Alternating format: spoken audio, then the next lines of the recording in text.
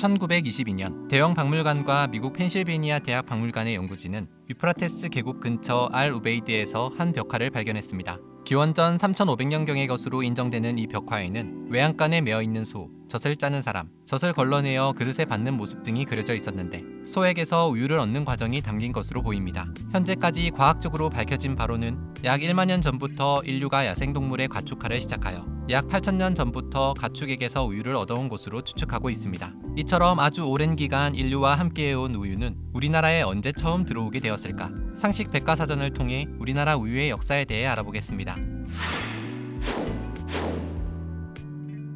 우리 역사에서 우유는 고구려의 시조 주몽이 말의 젖을 먹고 자랐다는 설화에서 처음 등장합니다. 삼국유사 어산불용조에도 용이 소먹이로 사람이 되어 왕에게 유락을 바쳤다는 기록이 있는데 이를 통해 삼국시대부터 왕들만 우유를 조금씩 접했다는 걸 유추할 수 있습니다. 고려시대에 와서 우왕이 우유소라는 국가상설기관을 설치해 왕실과 귀족이 마실 수 있는 우유를 생산해냈다고 합니다. 이는 조선시대로 넘어오면서 타락색으로 이름이 바뀌었는데 새로운 나라가 세워지고 왕이 바뀌어도 우유는 여전히 귀한 몸이었습니다. 동물의 젖이 나오는 기간이 한정적인데다 살균 기술도 없던 당시 우유는 하얀 보약으로 불리며 치료식으로 이용되었다고 전해집니다. 당연히 백성들은 구경할 엄두도 못 냈고 임금이나 고위 관직의 양반들만 아주 가끔 타락죽을 맛보는 정도였다고 합니다. 오죽하면 1565년 명종 때는 타락죽 남용죄로 파면까지 당한 양반이 등장했습니다. 바로 명종의 외삼촌이자 문정왕후의 남동생 윤원영이었습니다. 그는 궁에만 있는 타락죽 기계를 집에 몰래 가져와 자신은 물론 자녀와 첩들까지 먹게 했다고 합니다. 물론 윤원영이 파면당한 제목은 그 외에도 무수히 많았으나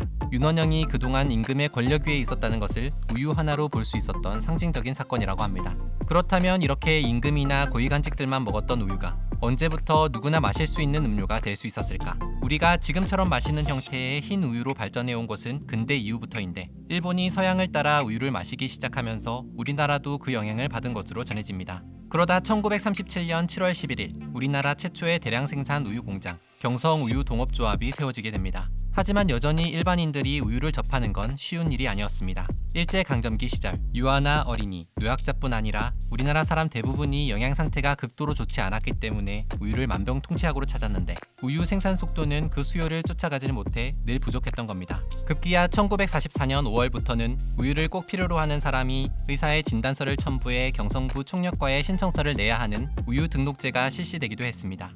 하지만 그 후로도 한국 전쟁 등 숱한 시련을 겪으며 우리나라 우유 생산은 계속해서 난항을 겪게 됩니다. 전쟁 이후에는 우유를 담을 병조차 구하지 못해 미군 부대에 빈 맥주병을 세척해 살균에 사용하기도 했다고 합니다. 그러던 1962년 정부는 대대적으로 국민들이 우유를 마시고 영양을 보충할 수 있는 낙농 정책을 펼치기 시작했습니다. 이때 소득으로부터 젖소 200마리를 비롯해서 우유를 생산하기 위한 여러 지원을 받게 되는데 이 영향으로 국내엔 여러 우유 회사들이 생겨났습니다. 그 뒤 여러 유가공 업체들까지 설립되면서 우유뿐 아니라 분유, 버터, 아이스크림, 발효유, 치즈 등 각종 유제품이 생산되기 시작했습니다. 그렇게 낙농 정책으로 유제품 산업이 발달함에 따라 1961년 1168톤에 불과하던 우리나라의 우유 생산량은 1988년도에는 163만 1896톤이 되었고 1998년에는 202만 7210톤에 이르게 되었습니다. 불과 30여 년 만에 우유 생산량이 무려 2000배 가까이 증가한 건데 지금까지도 매년 200만 톤 이상을 생산해 오고 있습니다. 우리나라의 우유 산업이 낙농 선진국에 비해 늦게 시작하긴 했지만 현재는 세계 어느 우유 시장에 내놓아도 밀리지 않을 정도로 우수한 품질의 원유를 자랑하고 있다고 합니다. 우유의 신선도와 안전성을 평가하는 기준으로 우선 체세포 수가 있습니다. 체세포는 생식세포를 제외한 동식물을 구성하는 모든 세포를 말하는 것으로 생물의 몸에서 생기는 죽은 상피세포나 백혈구 등으로 구성됩니다. 체세포 수가 높다는 것은 염증성 세균 감염에 의해 젖소의 건강 상태가 나빠졌다는 것을 의미한다고 하는데 그래서 낙농업계에서는 이 체세포 수를 원유의 위생 등급을 결정하는 중요한 기준으로 삼고 있습니다. 식품의약품안전처 고시에 따른 국내 원유의 위생 등급 기준을 살펴보면 국내 체세포수 1등급 기준은 1ml당 20만 개 미만입니다.